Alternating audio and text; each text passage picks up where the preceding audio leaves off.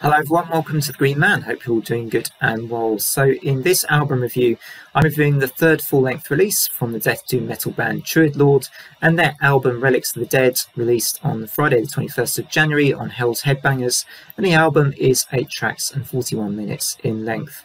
And you might be forgiven for drawing lots of comparisons between this band and the Finnish death doom metal band Hooded Menace, as there's a very similar style and sound on display in this album, as you would get perhaps with one of the older era Hooded Menace albums. In spite of that, I really enjoyed this album though. I thought it was a pretty solid release, where they got the mix of the doom and the death done pretty well, particularly in the first half of the album. It's probably my preferred half of the album, with some really strong tracks, including the album opener Relics of the Dead, which exemplified that slow burn doom metal sound, but it built up into a nice death metal sounding passage, and then a nice kind of switch back into a kind of a nice slow and well developed melody with some good harmonized guitars before the end of that opening track. I also, for me, thought a standout song on this album was actually the second track, the follow-on from the impressive opener, the 13 Days of Death, with its really, really awesome little, change about at the 4-minute mark, I think it was. There was a little rest before you moved on to a different sort of theme, a different rhythm, and that really captured my attention. And one of my favourite moments on the whole album actually would be in this track.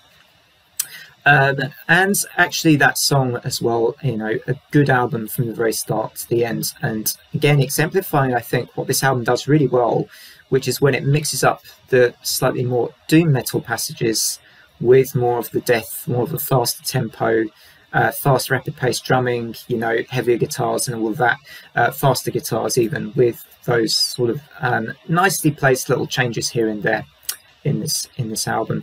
We also got a couple of very short cuts, a couple of very short tracks on the album, which perhaps just gave it a little bit of a different flavour, still feeling a bit ghoulish and a bit macabre, with a sort of what sounded like a short sound clip from an old horror film. And I'd be interested to know in the comments if you know what this horror film this was from, or if it was indeed even from a horror film. I don't know, but I kind of liked that, adding definitely to the dark ghoulish feel of the album, which was which was a nice little touch that you got here as well.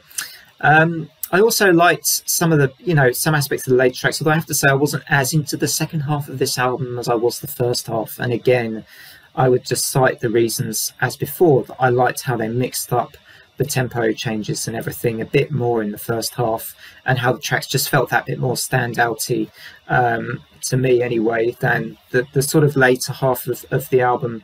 Just started to drag a little for me, even though it was obviously going for more of the doomy aspects of the band and those long kind of slowly progressing notes and chords. I do have to say that was where I just lost that little bit of interest in the album, but did like some aspects of those later tracks, like Festering Tombs had a lot of really cool tremolo going on, I thought.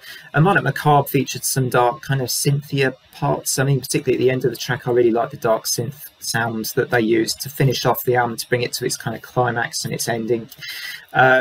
So there was quite a lot here to enjoy. I'd have to say it may be an album I need a little more time with, but saying that, I think I definitely preferred the first half of Relics of the Dead to its second, but still a pretty solid album overall, and an impressive release in and of itself. So I'm going to give this album a very respectable 7 out of 10 from me. How would you rate this album? How do you think it compares to the rest of the Druid Lord discography so far? Do you think the third album has been the strongest so far?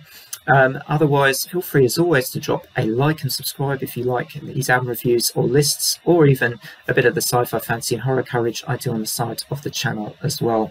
Otherwise, from me, it's as always, take care everyone, and bye for now.